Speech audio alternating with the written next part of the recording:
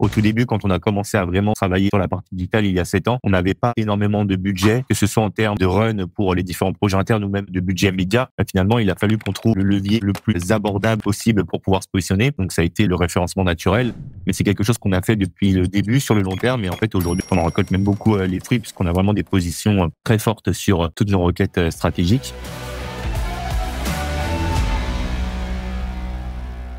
Donc, bienvenue à tous dans ce nouvel épisode du podcast Commerce Élite dans le volet discussion. Et aujourd'hui, on a le plaisir de recevoir Sébastien Loy, Head of Digital chez Fitness Park. Sébastien, merci énormément de prendre du temps avec moi aujourd'hui et de décortiquer pour notre audience la stratégie de marketing de Fitness Park. Salut Antoine, merci beaucoup pour l'invitation. C'est un plaisir d'être avec toi aujourd'hui pour parler de Fitness Park et de toutes les stratégies e-commerce qui sont derrière la réussite de cette belle enseigne. Ben oui, on va regarder tout ça ensemble, mais peut-être avant toute chose, dis-moi, peux-tu nous parler un petit peu de ton arrivée, ton parcours également dans le monde du digital, dans le monde du marketing, du volet numérique? Quand es-tu arrivé dans l'organisation? Peut-être même qu'est-ce que tu faisais auparavant? Alors moi, avant d'arriver chez Fitness Park, j'étais en apprentissage au sein de mon master marketing chez SFR. Donc j'ai pu découvrir toute cette discipline dans une très belle entreprise, bien structurée, avec de beaux budgets, donc de très beaux projets derrière. C'était très enrichissant, surtout qu'il y avait beaucoup de personnes très talentueuses. Je me suis nourri énormément de toutes ces personnes. Et à la suite du coup de mon apprentissage, une fois mon diplôme en poche, je suis arrivé chez Fitness Park donc en octobre 2017 en tant que traffic manager. C'était une société vraiment tout autre de ce qu'elle est aujourd'hui. On avait à peine une centaine de clubs déjà ouverts, principalement en France. On avait quelques-uns dans les dom-toms, mais on restait essentiellement français. Et on était pas très nombreux au siège, seulement une vingtaine. Et j'étais vraiment la première personne opérationnelle à travailler sur cette partie digitale. C'était assez marrant d'ailleurs, puisque le fitness est un secteur assez vieux, aussi bien sur sa structuration, donc peu de grosses enseignes, beaucoup d'indépendants, et qui fonctionnait un petit peu à l'ancienne, très très relationnel, à la confiance, même avec des process établis, sans forcément de remise en question, de remise à plat par rapport à tout ce qui était lié à la digitalisation. Donc le contraste entre ces deux expériences était assez grand pour moi, mais c'était très intéressant parce que j'ai vu là un énorme terrain de jeu et un beau challenge à relever, puisque finalement on partait vraiment de zéro. Il y avait beaucoup de choses à faire, donc on a pu naviguer dans vraiment beaucoup de choses pour définir notre feuille de route et pour aussi se faire notre propres expériences, aussi bien personnelles à mon niveau que au niveau de la société, où on a appris énormément de choses, puis tester pas mal de process. Et ce qui était d'autant plus intéressant finalement, c'est que même les autres grosses enseignes déjà établies, finalement, on était à peu près au même niveau, voire même encore plus en retard. Donc finalement, on a pu être moteur sur le secteur du fitness dans pas mal d'éléments. Donc c'était vraiment super. Et bon, pour bien situer notre audience, Fitness Park, vous êtes dans le domaine des salles de sport. Vous avez énormément de succursales spécifiquement en France. Un prix qui est très abordable pour faire partie de vos différentes salles de sport. C'est un des éléments qui vous distingue beaucoup. Et peut-être parlons-en un petit peu de ce positionnement.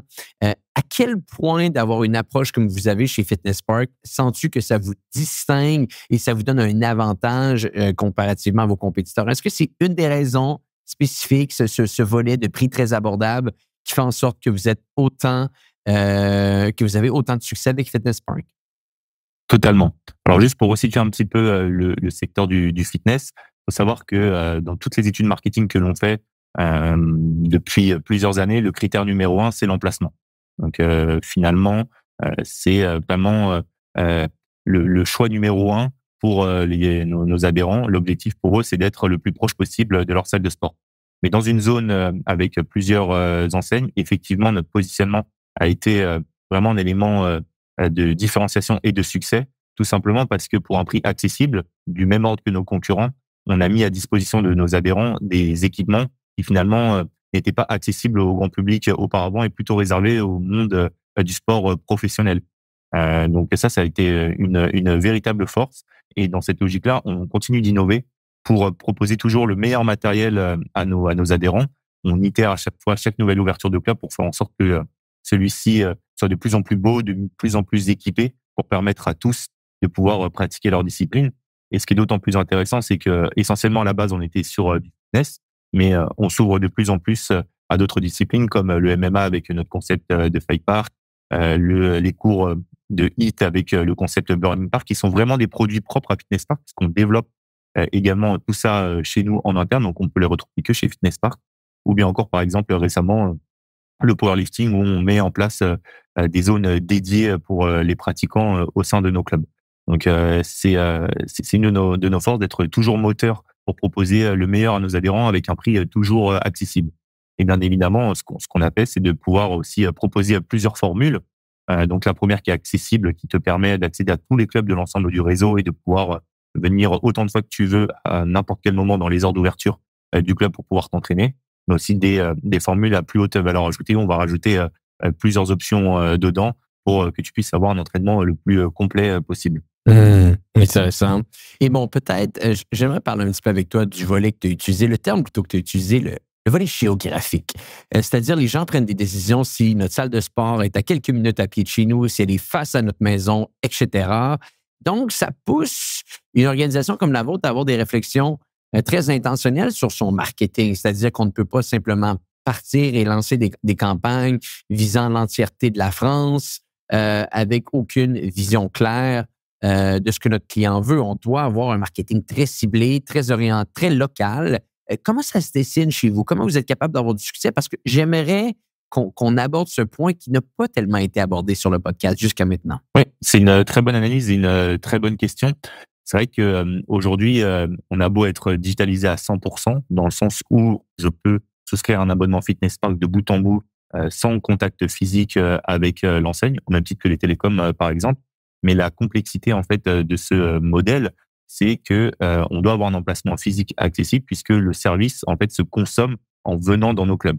Donc même si on a le plus beau produit, le parcours de vente le plus digitalisé possible, l'expérience client la plus complète et la plus attractive pour nos adhérents possible, mais que on n'est pas implanté dans une zone géographique, typiquement des régions en France où pour le moment on n'est pas forcément très présent, bah, on pourra pas toucher finalement cette partie de la population et leur proposer de pouvoir s'entraîner chez nous. Donc ça, c'est le premier volet. Et le second, du coup, c'est qu'on doit adapter nos dispositifs marketing à ce sujet et en faisant en sorte d'exclure un petit peu ces zones blanches. Par contre, ce qui est assez paradoxal, on va dire, chez nous, c'est qu'on a fait énormément de tests et on continue d'en faire de temps en temps, au moins une fois dans l'année, pour challenger un petit peu nos différents ciblages, dans le sens où aujourd'hui, si je te prends l'exemple du search, par exemple, on ne va pas cibler géographiquement chaque club par rapport à une requête Fitness Park. C'est-à-dire que peu importe où je suis en France, si je tape Fitness Park, même si je suis à Paris, à Marseille, à Lyon, peu importe où je suis à quelques mètres finalement d'un club Fitness Park, ce n'est pas ce club-là que je vais pousser en première intention. On va vraiment se baser sur la requête. Donc si tu me demandes, enfin si tu tapes Fitness Park, tu demandes à Google ou n'importe quel autre moteur de recherche d'ailleurs, un résultat lié à Fitness Park, on va te pousser tout simplement l'enseigne Fitness Park. Par contre, si tu fais une recherche spécifique sur un club dans une ville précise, Fitness Park Paris, là, en fait, le résultat que je vais te pousser, ce sera vraiment du Fitness Park Paris. Et ça, peu importe, même si tu es à Marseille, en fait, on va se baser là-dessus. On a fait le constat finalement dans nos différents tests que c'était vraiment l'intention de recherche qui primait. Pourquoi? Parce que même si je suis dans une autre ville, potentiellement, je fais une recherche dans une autre parce que je ne sais pas, je vais déménager, je vais être en déplacement, ou peut-être que la ville où je me situe géographiquement, c'est celle de mon domicile, et finalement, je veux m'inscrire dans la salle à côté de mon lieu de travail puisque c'est plus facile pour moi en sortant ou avant d'aller travailler de pouvoir m'entraîner dans ce club-là. Et les résultats nous ont donné raison et continuent de prouver que c'est vraiment la méthode la plus bénéfique. Et par contre, donc en fait, on a deux volets là-dessus. On communique à la fois sur l'enseigne et à la fois sur le club vraiment très précis qui est recherché. Par contre, pour tout ce qui va être push, donc tout ce qui va être social ads, Facebook, Instagram, TikTok et tous les autres, on va plutôt là partir vraiment sur le modèle de l'enseigne. puisque on va capitaliser sur des arguments que sont la libre circulation, le maillage dans une ville, et aussi parce qu'on peut avoir des problématiques notamment de segmentation. Typiquement, je reprends un peu l'exemple de Paris, puisque c'est la grande ville où on a le plus de clubs, on a plus d'une dizaine. Mhm. Finalement, c'est très compliqué pour nous de délimiter chaque quartier géographiquement par rapport à ces clubs, sachant que des fois, on a même pas 1 kilomètre à pied qui les sépare. Donc, plutôt que de frustrer, par exemple, quelqu'un qui serait plutôt dans la zone du club A en lui proposant le club B, on va plutôt lui pousser, lui dire: «Écoute, dans Paris, tu as X club, tu as accès à tous ces avantages chez Fitness Park, tu pourras t'entraîner dans tous ceux que tu veux. Bah, inscris-toi, rejoins-nous, peu importe ton club de référence, tu pourras bénéficier de tous les autres». Et en fait, cet argument marketing, il est tellement fort que finalement, la façon dont on a réussi à le tourner, à le mettre en avant, nous a permis également de générer beaucoup plus de conversions. Et ça se confirme vraiment dans toutes les grandes villes, hein, que ce soit Strasbourg, Marseille, Bordeaux, Rennes. On a fait Lille même, on a fait le test vraiment dans toutes les grandes villes et franchement, c'est ce qui marche le mieux. Intéressant. Et bon, tu m'as ouvert une porte ici. Tu as mentionné quand les gens font des recherches. Est-ce qu'on peut sous-entendre ici que votre canal marketing le plus puissant se retrouve peut-être dans du Google Ads ou même dans du SEO ici? Peut-être tu pourrais nous expliquer un petit peu à l'audience comment cette stratégie de marketing géographique se traduit dans un mix média dans les canaux marketing que vous utilisez? Ouais, tout à fait. Alors pour la partie payante, effectivement, la partie search est la plus importante pour nous, même si depuis post-Covid, on remarque quand même que ça a tendance à diminuer. Alors non pas en termes de performance pure, mais plutôt en termes de volume, étant donné que la partie social ads prend de plus en plus de place, notamment parce qu'on a une communication qui est très inspirationnelle et on s'appuie vraiment sur des marqueurs très forts du sport. On a été notamment partenaire enfin supporter officiel, pardon du terme, des Jeux Olympiques 2024. Donc, ça nous a permis de nous mettre en lumière et aussi de mettre, euh, de porter en fait les valeurs du sport, du dépassement de soi, de l'effort, de cette culture de l'effort et du goût pour l'effort. Et, et sur la partie SEO, ben alors là, forcément, c'est vraiment un très très gros volet chez nous. Et on a mis pas mal de dispositifs en place à ce niveau. Donc déjà, le premier, ça a été de bien travailler nos fiches club qu'on appelle chez nous, mais bon, c'est l'équivalent en retail, ce serait des fiches produits. On met toutes les informations à jour. On a plutôt tendance à penser que c'est le b.a-ba, mais finalement, quand on se penche vraiment sur le sujet, on peut voir qu'on peut prêcher très facilement. Donc là, l'idée, ça a été de bien mettre en avant l'adresse, le numéro de téléphone, les horaires d'ouverture, les horaires d'accueil aussi, qui diffèrent dans la mesure où là, c'est qu'il y a un accueil disponible sur place pour conseiller les prospects ou même les adhérents, et faire en sorte aussi que ces informations soient les mêmes sur tous les différents supports, à la fois sur la fiche Google My Business ou sur un annuaire par exemple, ou sur Waze. C'est vraiment très très important qu'on ait une vraie corrélation pour pas qu'il y ait d'hésitation en fait finalement quand je me renseigne sur un de nos clubs. Et on a mis deux autres dispositifs aussi en place pour nous aider à être beaucoup plus performants. Le premier, c'est ce qu'on a appelé les villes à fort potentiel. Donc là, en fait, on a identifié plus de 400 villes en France où on pourrait potentiellement implémenter un fitness park, où on n'est pas encore. On a créé une page pour pouvoir prendre date et position sur une requête salle de sport, par exemple avec une ville où on n'est pas à Cherbourg, pour en fait préparer notre arrivée le jour où on ouvrira un club, comme ça on a un historique, et surtout aussi pour commencer à récolter des leads. Donc là, ce qu'on va dire sur cette page, par exemple, c'est bonjour, on n'est pas encore, un fitness park n'est pas encore Ah! disponible à Cherbourg, mais par contre, remplis ce petit formulaire pour qu'on te tient informé dès qu'on en saura un peu plus.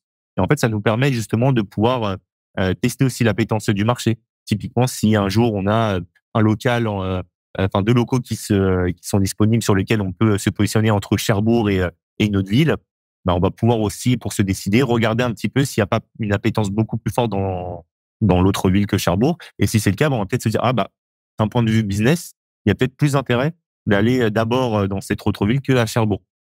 Donc ça, c'est un levier qui nous permet vraiment d'être décisionnaire au niveau de notre stratégie d'implantation. Et le deuxième levier très, très intéressant qu'on a mis en SEO, qui nous aide énormément et qui fait qu'on performe beaucoup là cette année, on est très content, c'est ce qu'on a appelé les pages limitrophes. Et en fait, c'est très simple, c'est qu'on a créé finalement des pages vraiment comme un annuaire finalement sur des villes qui sont proche géographiquement d'une ville où on est implanté, où on a implanté un fitness park. Je vais te prendre un exemple qui est Brie-Comte-Robert, donc qui est une ville dans le 77 qui a été notre ville de test pour ce dispositif. Et en fait, aux alentours, tu avais plusieurs villes, donc par exemple Cervon, où beaucoup de personnes en fait venaient s'entraîner au club de Brie-Comte-Robert, mais habitaient à Cervon. Sauf que quand tu tapais fitness park Cervon ou salle de sport Cervon, finalement, bah, tu n'étais pas forcément le premier à ressortir sur les moteurs de recherche parce que tu avais d'autres concurrents qui étaient dans cette ville. Alors que géographiquement, finalement, tu étais à peine à 2-3 minutes de voiture. Et donc, ça avait un intérêt aussi pour nous de pouvoir capter ces potentiels prospects. Et donc, on a créé cette page. Et quand tu tombes sur cette page, finalement, tu vas avoir écrit en titre salle de sport Cervon. Et en fait, on va te mettre un listing de tous les clubs qui sont géographiquement proches de toi. Donc, tu vas avoir Brie-Comte-Robert en top, tu vas en avoir d'autres avec Boissy-Saint-Léger, par exemple.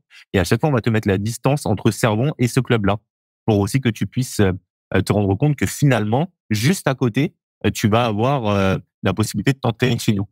Mais ce dispositif, il est très, très intéressant parce que ça nous permet d'avoir une meilleure pertinence en termes de QS sur AdWords pour pouvoir se positionner sur des villes limitrophes de nos clubs. Mais il est plus efficace, par contre, effectivement, dans des villes hors grandes villes, puisque, par exemple, dans Paris, finalement, les stades ont plutôt l'habitude de se déplacer en métro et ont des clubs vraiment très proches de ça, moins de sens que dans certaines villes où là, il y en a beaucoup plus parce que les déplacements en voiture sont plus courants, sont plus faciles et plus accessibles et plus rapides surtout. Hum. Et dis-moi, quel a été l'élément déclencheur chez vous qui a amené cette croissance-là? Parce que là, vous avez beaucoup de salles de sport. Vous êtes présent dans énormément d'endroits. Le SEO a l'air d'avoir été très fort. La même chose avec, bien entendu, les initiatives payantes au niveau de Google. Tu nous as parlé de Waze également. Mais est-ce que tu es capable d'entourer un levier particulier, un événement peut-être, qui a accéléré cette croissance-là chez Fitness Park? Je peux t'en donner deux, un interne et un externe. Le premier, c'est évidemment la partie SEO qui nous a énormément aidé puisque au tout début, quand on a commencé à vraiment travailler sur la partie digitale il y a 7 ans, on n'avait pas énormément de budget, que ce soit en termes de run pour les différents projets internes ou même de budget média, contrairement à notre plus gros concurrent qui, lui, disposait déjà de plusieurs millions. Donc, pour pouvoir se défendre et pouvoir exister, finalement, il a fallu qu'on trouve le levier le plus abordable possible pour pouvoir se positionner. Donc, ça a été le référencement naturel où on n'avait pas forcément besoin d'investissement de médias pour pouvoir exister. Bien sûr, il y avait des investissements en temps, en hommes, en, en travail pour pouvoir euh, consolider notre positionnement et notre performance. Mais c'est quelque chose qu'on a fait depuis le début sur le long terme. Et en fait, aujourd'hui, on en récolte un petit peu, on en récolte même beaucoup les fruits puisqu'on a vraiment des positions très fortes sur toutes nos requêtes stratégiques. Et le deuxième point, donc, qui était plutôt externe, c'est aussi cet accroissement de la pratique sportive en France, aussi bien par les gens qui sont de plus en plus sportifs grâce à tous les événements sportifs, mais grâce aussi à toute la sensibilisation qu'on peut faire autour de ça, aussi bien pour être bien dans sa tête, bien dans son corps, mais aussi tout ce qui va être santé. On est vraiment dans une logique un peu globale, notamment aussi avec tout ce qui va être, je prends l'exemple des campagnes publicitaires qu'on peut avoir sur manger 5 fruits et légumes, qui proviennent directement de l'État, ou bien même la sensibilisation de faire 30 minutes d'exercice par jour. Donc on devient de plus en plus finalement une nation du sport, même si on a encore du travail à faire, mais ça devient de plus en plus comme un acquis, le fait que le sport est très important au même titre que manger, dormir, aller travailler dans ta journée. Donc c'est vraiment, je pense, bon, il y en a encore plein d'autres, hein, mais ce sont deux gros paramètres très importants qui font que on a pu croître de façon très rapide chez Fitness Park. Et qu'est-ce qui vous attend pour la suite? Qu'est-ce qui vous attend pour la fin 2024 et le début 2025?